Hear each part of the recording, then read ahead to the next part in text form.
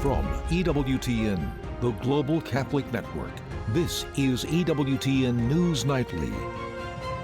The sun sets on the Eternal City, fading behind the dome of St. Peter's Basilica and closing out a mournful week for the city of Rome and the Catholic Church.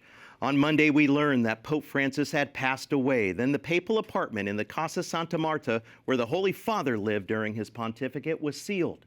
On Wednesday, his body was translated to St. Peter's Basilica to lie in state for all the faithful to pay their respects.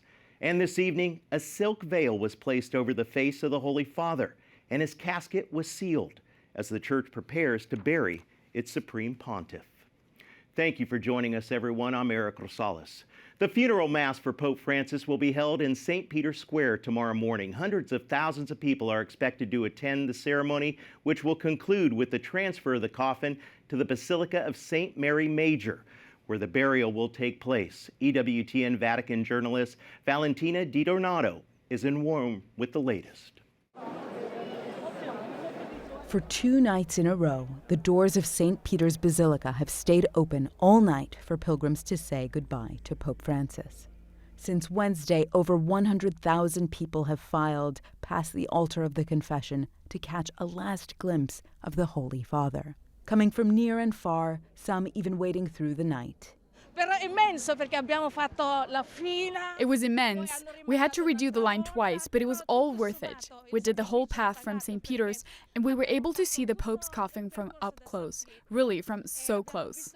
Then, earlier this evening, Pope Francis's coffin was sealed during a liturgical rite in St. Peter's Basilica, ahead of the papal funeral taking place tomorrow morning. In line to see Pope Francis before the funeral, we met Father Firas Abedrabu, Cardinal Pizzaballa's former personal secretary in Jerusalem. He told us why this funeral is so significant.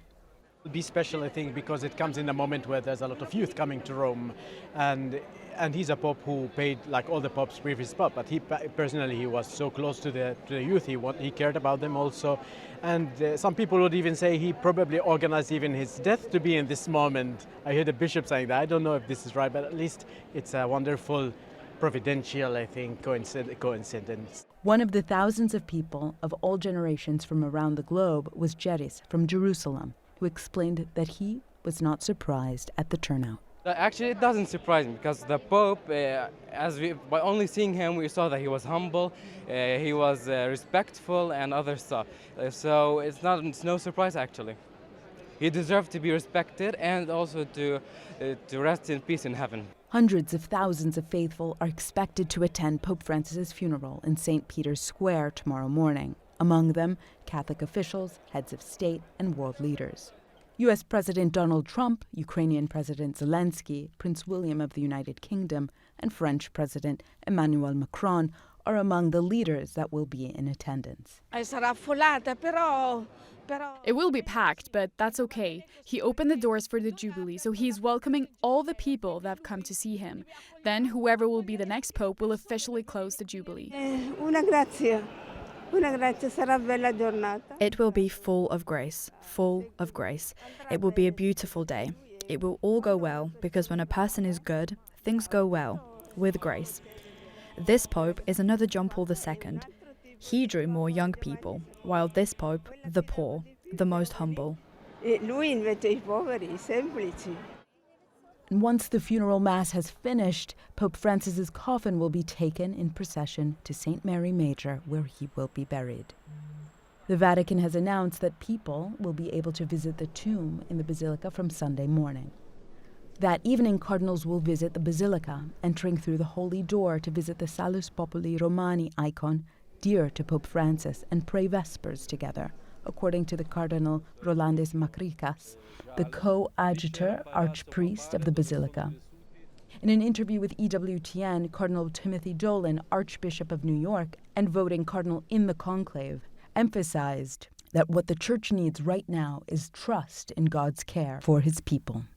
Whenever we lose somebody, we're invited to make an act of trust. As Jesus said to Martha, do you believe?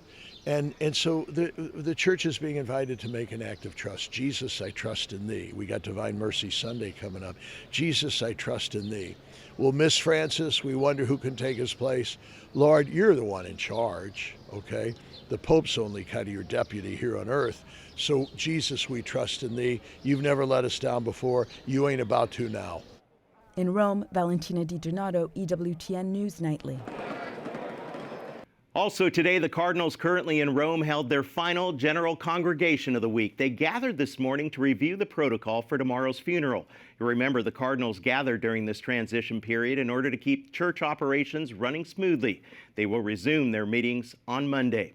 As mentioned earlier, President Donald Trump is one of the many world leaders who will attend the Pope's funeral. He said that he wants to pay his respects. White House correspondent Owen Jensen was able to speak to the president about the Pope. How would you and the First Lady remember Pope Francis, sir? How would you and the First Lady? Very well. Good man. He loved the world, actually, and he was just a good man. I met him twice. I thought he was a fantastic kind of a guy. President Trump will return to the United States after the funeral tomorrow. And several U.S. lawmakers are making the trip to Rome as well.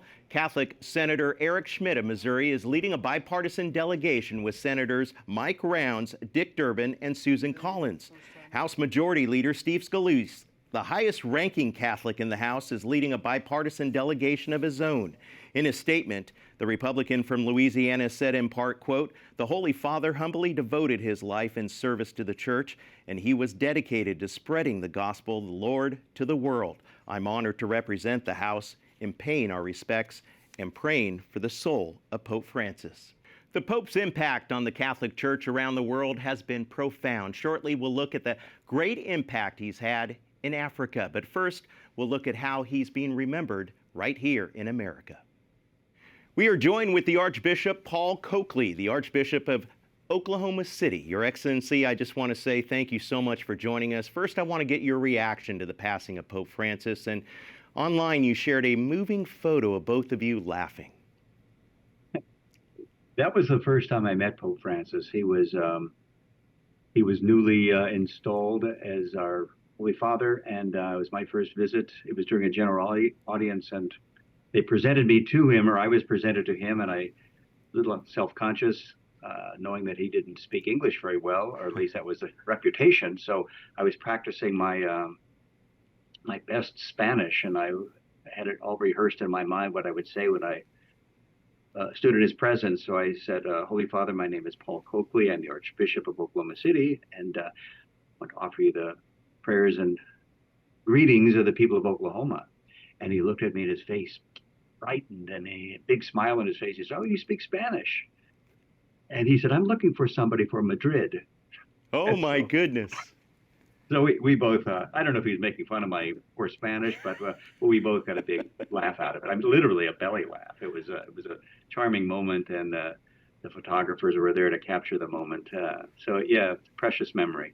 How wonderful is that? And I tell you, Pope Francis recognized Blessed Stanley Rother as a martyr in 2016, the American Catholic priest from Oklahoma who was murdered in Guatemala. That's right.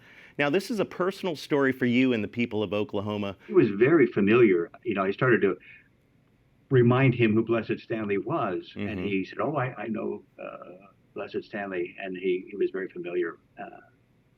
You know, one of the remarkable things about Pope Francis, which I was not aware of, is that he beatified and canonized, I guess, more saints and blesseds even than St. John Paul II. Wow. So that was at least that's what I read somewhere recently. So that's a beautiful legacy of his, saint maker, if you will. Most definitely. And yeah. I know that thousands visit the shrine. What effect has this had on the local community? The beatification, it's been a beautiful testimony. You know, we Catholics in Oklahoma we're a pretty small portion of the population, only maybe 6% at most. But it's really given Catholics a much higher profile in Oklahoma, and the shrine is such a beautiful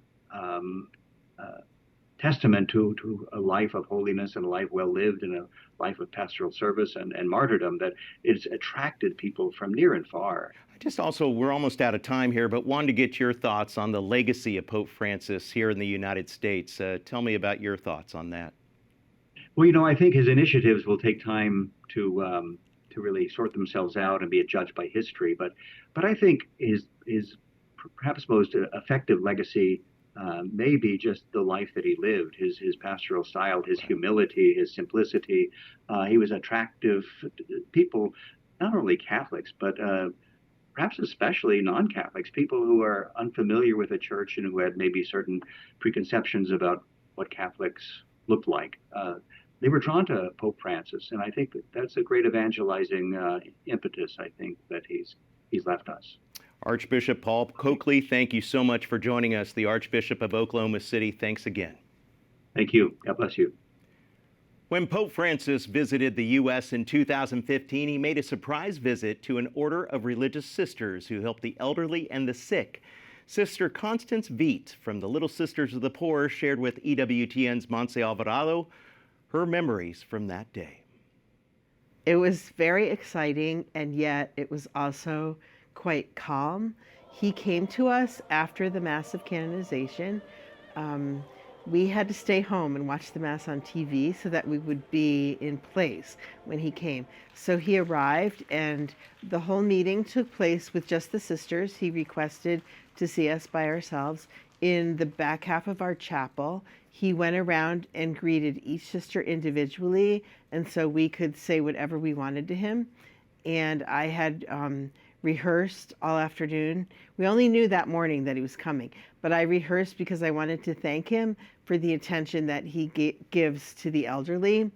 And so that's what I said to him. So he looked me right in the eye, and I talked to him for maybe a minute, and then he moved on to the next person, and he went all around a circle. We were about 40 sisters, all in a circle. He spent extra time with our two elder sisters, one of whom had dementia and was no longer verbal, but he leaned over and gave her a special blessing.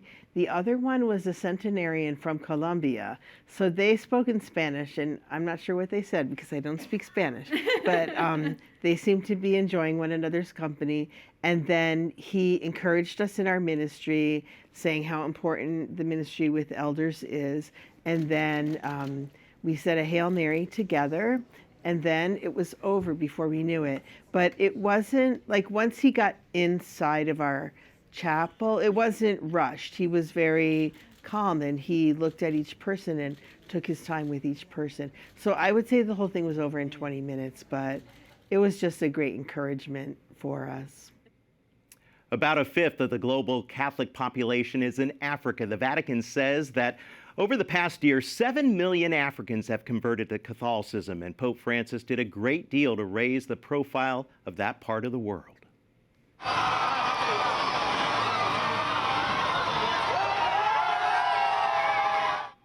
On his several trips to Africa, the Holy Father would speak passionately about peace, reconciliation, and social justice. He would often highlight the resilience of the African people. Pope Francis paid a great deal of attention to the nation of South Sudan, including an extraordinary moment in 2019 when he knelt and kissed the feet of the nation's president as well as his political rival. We're joined with Father Don Bosco. Thank you so much for joining us. What would you say has been the Pope's impact on Africa? Thank you for having me. Pope Francis has had a very significant impact on Africa since he started his papacy in 2013. He has shown that he had the best interests of Africans at heart, that he came on the continent and was able to visit 10 African countries out of the 68 that he visited across the globe outside Italy. And while on the continent, he was able to say things that resonated very well with the ordinary people. He spoke about the challenges that Africans face, and he was able to point out very clearly where the problem is, especially when he would prophetically talk about don't exploit Africans, don't exploit the resources on the African continent. So cautioning the foreign society, but also showing that he has the best interests of Africans at heart. Yeah, let's talk a little bit about the Pope's visit to the continent. As we mentioned, in 2019, the Pope knelt down and kissed the feet of South Sudan's rival leaders. How symbolic was that moment? That was one of the greatest extraordinary gestures that he showed to Africans. You know, in his frailty, going on his knees and kissing the feet of the president of South Sudan, his vice president, who is his rival, and other political leaders, and eventually making a point to visit the country and meeting the people there. Following up his action of kissing with the physically going there, even after postponing it, for some time. That was, I think, for me, one of the greatest signs of his love for Africa and for the world's youngest country, South Sudan. Yeah, and during a visit to Kenya, one of the 10 African countries that he visited, the Pope actually spoke to an informal church there and a modest church there. He declared where he said, "These are unjust situations, but you are not alone and the church is with you. The Pope is with you." How significant was that? In fact, that marked his first visit to the continent in 2015 November, when he came to Kenya in what was a 3-nation visit. And yes, that in a way set the tone. And I must in a way also acknowledge with appreciation the role of the nunciature, the people representing the Holy Father on the continent, that they were in touch with him. They were able to highlight to him the challenges that people face. And when he came, he spoke to people's hearts, reaching out to the marginalized. And so showing his mercy, compassion, in a way, representing Jesus among the people and making them know that, yes, God is journeying with you in whatever situations you are going through. And what changes have you seen among the faithful in Africa? Well, change takes time to acknowledge, but it's clear that over his papacy, the statistics have continued to show that the number of Catholics on the continent, in comparison to other places in society, the vocations to the priesthood, to religious life, these numbers have increased steadily. And we can say that, yes, in his papacy, Africa has continued to show that it is the axis of the Catholic faith in the future. We're going to leave it there, right there. Thank you so much for joining us. Thanks for having me, and God bless. And just a reminder, you can see the Pope's funeral in its entirety right here on EWTN. Coverage begins tomorrow starting at 3 a.m., and it will include the procession to the Basilica of St. Mary Major, something that hasn't been done in 100 years. We have still a lot more to come on EWTN, including the sound and the fury. Lawmakers have been home on break, and that's given voters a chance to speak their minds. I'm Owen Jensen at the White House, where earlier today I was able to ask President Trump directly about Ukraine, and a very big meeting taking place there today. You'll see that story coming up.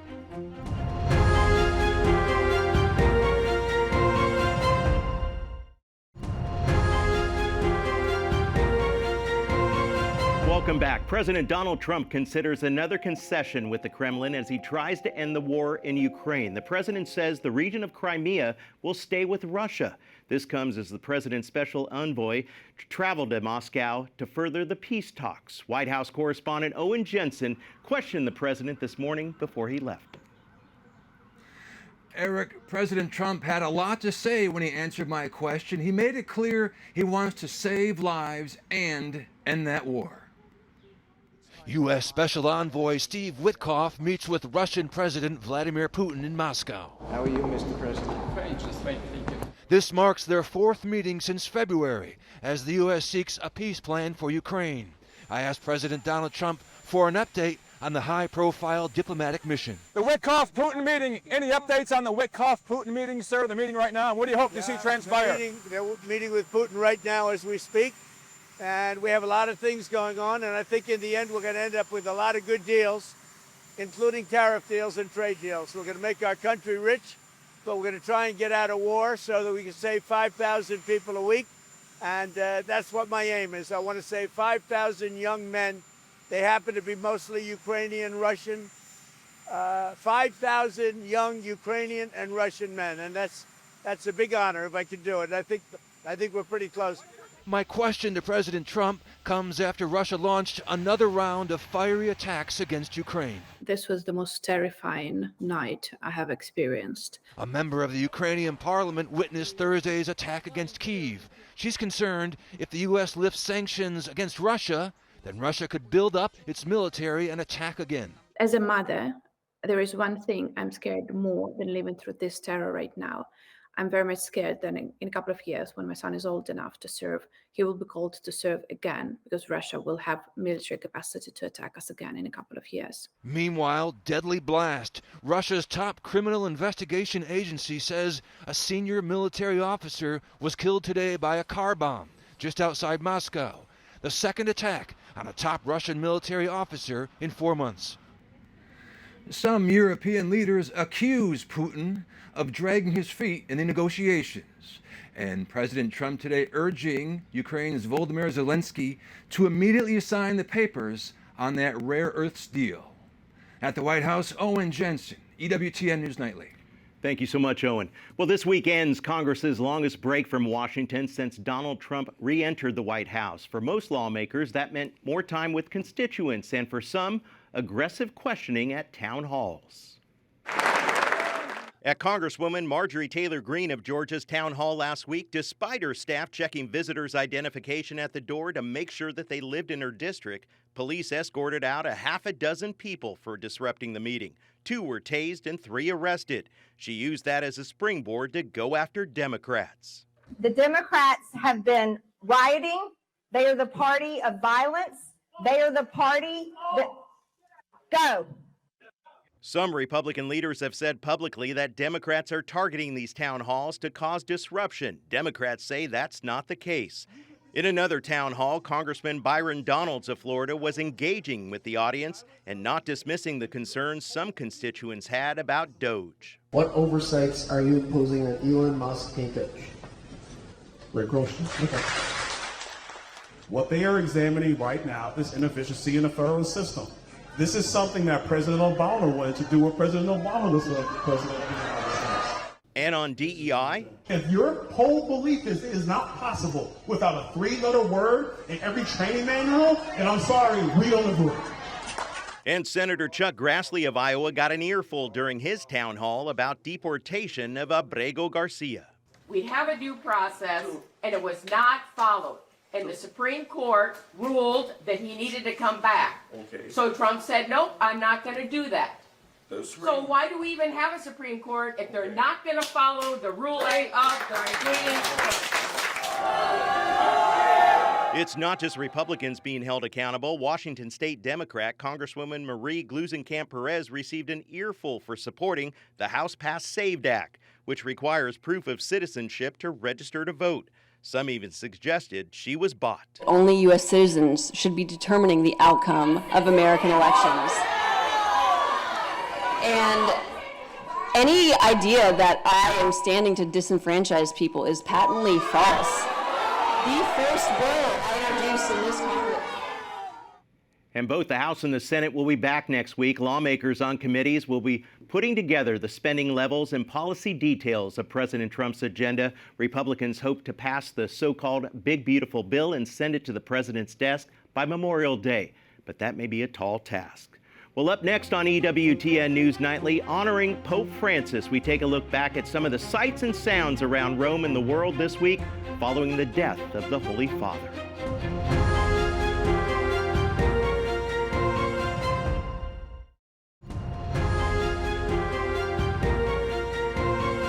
It's been 4 days since the passing of the Holy Father, triggering reaction around the world and preparations in Rome. We take a look back at the week of events in Rome leading up to the funeral taking place tomorrow morning.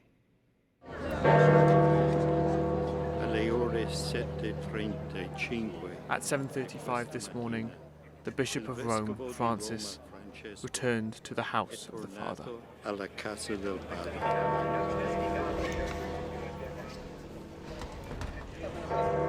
Aspergiamo il popolo del nostro Papa Francesco, rendiamo grazie a Dio. Corpus Papae nostro Francisci, deferibus in Basilicam Vaticanum.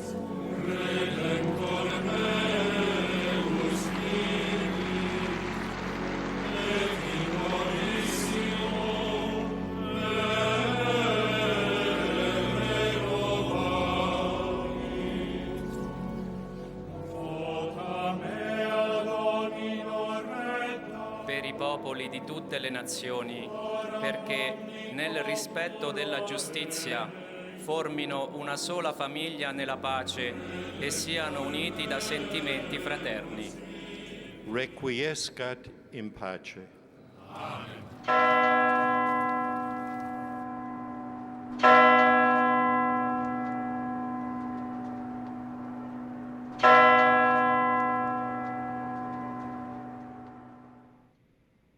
We want to thank you for watching tonight. Remember, you can follow us on social media, Facebook, X, and Instagram at EWTN News Nightly. I'm Eric Rosales. Have a good night. God bless y buena suerte.